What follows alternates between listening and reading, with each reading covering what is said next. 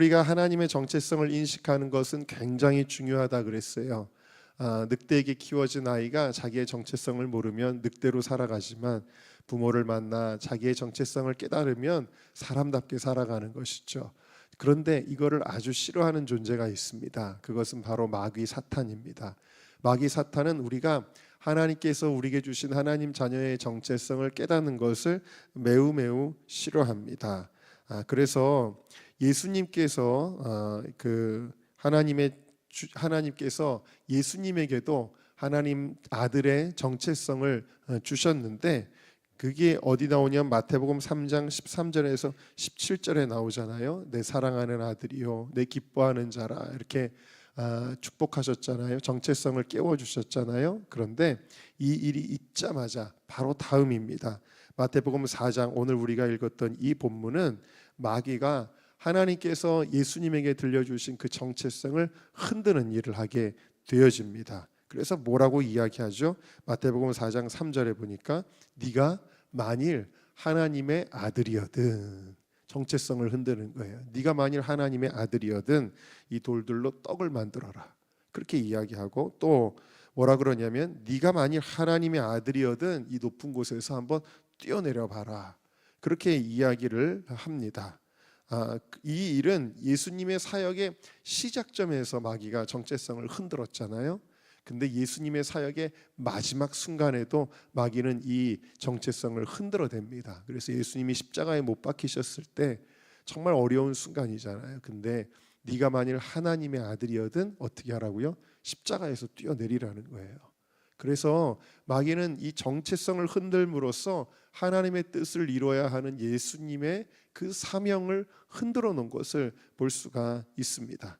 네가 하나님의 아들이면 이거 할 수 있을 거고 네가 하나님의 아들이 아니면 이거 못할 거야 라고 그렇게 이야기를 합니다. 혹은 네가 하나님의 아들이라고 해도 하나님께서 널 정말 아들처럼 취급하시는지 한번 보자.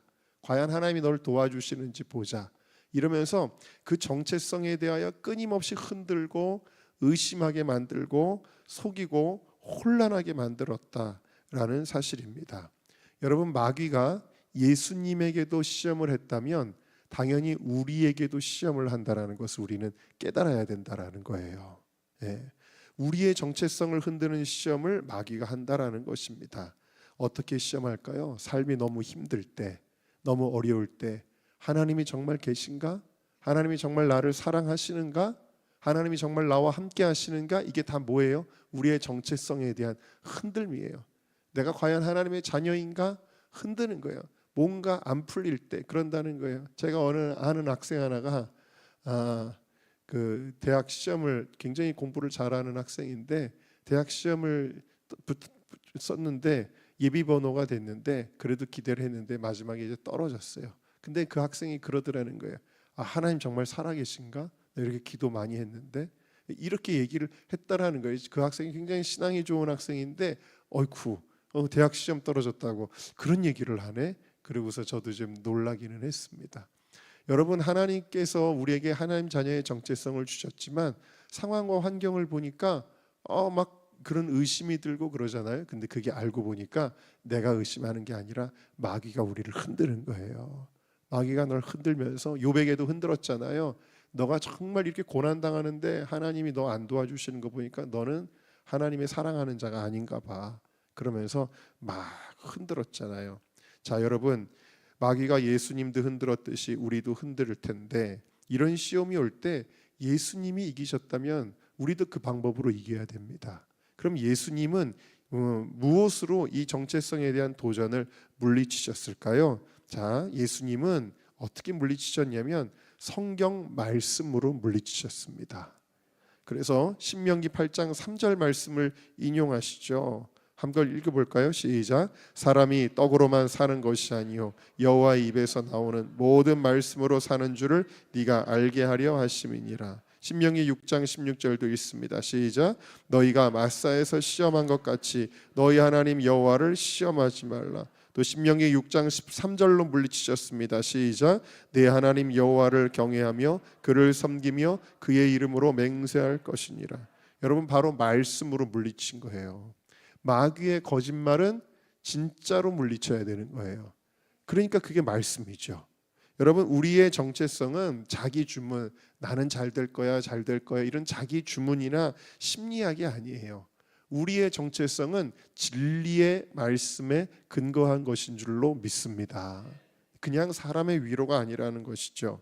그러므로 우리의 상황이 어떨지라도, 환경이 어떨지라도 우리도 말씀으로 이 시험을 물리치고 나의 정체성과 나의 삶의 선택을 하나님의 말씀에 정렬하고 선포하고 승리하는 여러분들 다 되시기를 주님의 이름으로 축원합니다.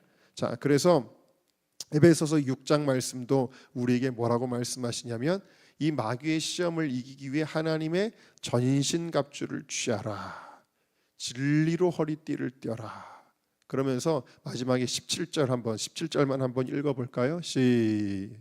시작. 구원의 투구와 성령의 검 곧 하나님의 말씀을 가지라. 마귀가 혼란하게 할 때 그 혼란하게 생각을 넣어주고 혼란한 감정을 넣어줄 때 그걸 뭘로 무찌르냐면 여러분들에게 검이 있는데 그 검은 바로 말씀의 검이다. 진리로 우리를 의심하게 하는 것들을 그냥 다 파쇄하시기를 주의 이름으로 축원합니다. 다윗의 이야기를 하겠습니다. 다윗이 어렸을 때 사무엘이 그 집에 방문합니다. 그리고 뜻하지 않게도 형들은 다 패스하고 다윗을 보더니 하나님께서 하나님의 마음에 합한 자로 여기시고 그에게 기름을, 성령을 상징하는 기름을 붓습니다. 기름 붓는다는 건 왕으로 삼았다라는 뜻이죠. 자, 다윗의 정체성이 주어졌습니다. 다윗은 기름 부음 받은 자가 됐어요. 다윗은 이미 왕이 예정된 거죠. 왕의 기름 부음을 받았습니다. 특별히 사도행전 13장에 보니까 이 다윗을 하나님께서 왕으로 세우시는 이때 뭐라고 말씀하시냐면 내 마음에 합한 자다. 내 뜻을 이룰 것이다.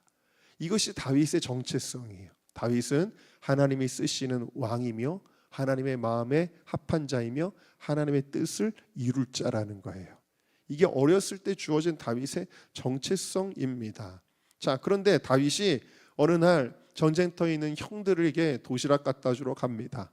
그랬더니 이 골리앗이 회방하고 있는 거예요. 하나님을 모욕하고 있는 겁니다. 그런데도 다들 덜덜덜 떨고 있었을 그때에 다윗이 참을 수 없어서 내가 싸워야 되겠다 할 때 형들은 그 다윗을 격려하기는커녕 너 여기가 어딘 줄 알고 왔느냐 그러면서 무시합니다. 또 사울에게 나아갔는데 사울도 뭐라고 이야기하냐면 사무엘상 17장 33절에 보니까 너는 소년이다. 이 블레셋 사람과 싸울 수 없다라고 이야기를 합니다. 그러나 다윗은 담대하게 사울에게도 이야기해요. 나는 어려서부터 사자도 때려잡고 곰도 때려잡고 내가 양들을 그것으로부터 구해냈습니다. 그게 왜 가능했냐면 하나님이 함께 하셨기 때문입니다. 그러니까 다윗은 정체성이 확고한 사람이었다라는 거예요. 자, 다윗이 드디어 갑옷도 맞지 않아 가지고 그냥 빈몸으로 물맷돌 하나 들고 나갑니다. 그랬더니 그걸 보고 골리앗이 또 비웃는 거예요. 네가 나한테 막대기를 가지고 나를 개로 여기고 나왔냐 그러면서 다윗을 업신여기면서 너는 못해. 너는 나한테 상대가 안 돼. 너는 형편없는 사람이야 라고 아주 경멸하고 비웃었습니다. 그러나 다윗은 여기에 꿀리지 않아요. 하나님의 말씀을 선포하며 나아갑니다. 그러면서 너는 칼과 창과 단창으로 내게 오거니와 나는 만군의 여호와의 이름 곧 네가 모욕하는 이스라엘 군대의 이름으로 내게 나아가노라. 할렐루야. 네, 여러분 이렇게 할 때 다윗이 큰 승리를 거두게 되는데 이 용기가 어디서 나오냐면 다윗은 내가 누군지에 대한 확실한 믿음으로 나오는 거예요. 하나님이 나와 함께 하시고 하나님이 나를 통해서 나는 하나님의 마음에 합한 자이며 나를 통해 하나님의 뜻을 이루는 자이다. 이 믿음이 있으니까 그 나갈 수 있는 용기가 생기는 거라는 이야기입니다.